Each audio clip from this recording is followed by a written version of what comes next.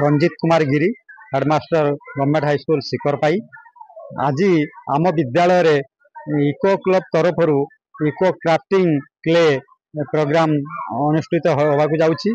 तेणु यही प्रोग्राम अति आनंदर सह छात्र छात्री मानकर गहन रे एवं अभिभावक माने एवं ए अंचल केते बुद्धिजीवी आज उपस्थित अछंती। ताहाकू सरस सुंदर करिया पई समस्ते सजाग अछंती, समस्ते चेष्टा करूचंती एवं छात्र छात्री मानकर आनंदर उत्सव कहले अत्युक्त हब नहीं। छात्र छात्री माने बहु खुशी आज विचरण करुचंती विद्यालय मध्य एवं यही पाख विद्यालय केतेक छात्र छात्री शिक्षक शिक्षयित्री मध्य आसी एठी उपनीत होइचंती एवं सहयोग करुचंती।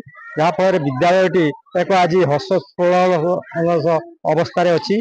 तेणु आए जो क्राफ्टिंग केमिति कादुअरु करा जाई ताहाको केमिति हमर मानव संबल लगा जाई पारिबो, समाज रे एही प्रकार क्राफ्टिंग करी केमिति से संबल निजे तैयारी करि पारिबे सेहितर महत्व उद्देश्य छात्र छात्री मानक पई यह एक गुरुत्वपूर्ण भोकेशनल ट्रेनिंग अच्छी, भोकेशनल कोर्स अच्छी तन्मध्य ये गोटे अन्यतम। तेणु आज आम यही विद्यालय डीओ सार परमिशन रे आज अनुष्ठित होइछि। ब्लॉक लेवल ब्लॉक रु विभिन्न विद्यालय रु आसचंती सार माने आसचंती, छात्र छात्री माने आसचंती तथा ए अंचल जो माने रिसर्च पर्सन अछंती क्ले उपरे माने तैयारी करबा जिंस उपरे इको क्लब रिलेटेड।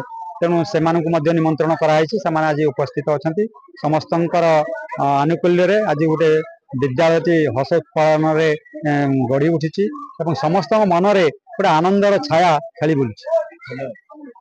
हाँ, मोर परिचय ex headmaster Imphal campus high school फेरवाली आउ एठाकार हेडमास्टर श्री रंजित कुमार गिरी होउछंती मोर लवाबुल फ्रेंड, मोर बेस्ट फ्रेंड। तांकर निमंत्रण रक्षा करी मो एठा को पदार्पण करिछि।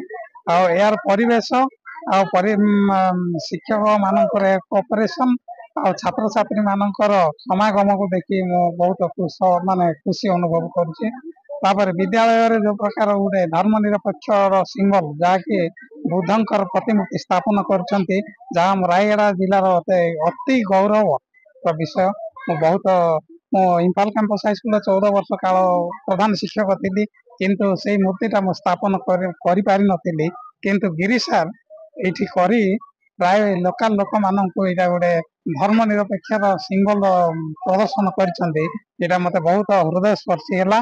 आ विद्यालय चतुर्पार्श्व जहाँकि परिवेश देखी मो माने एते विद्यालय बुली देखिली, किंतु ए विद्यालयर एते सौंदर्य आउ माने तांको स्टाफ मानकर सहयोगिता मो प्राय देखी मो हृदय स्पर्शी हैला। तापरे मो मध्य 20-25 स्टाफ नै के प्रधान शिक्षकता कार्य करिछि। एपरि मो मध्य करि पारि नथिली, किंतु मो गिरी सार ए प्रकार परिचंती, मो तांको बहुत धन्यवाद देबी।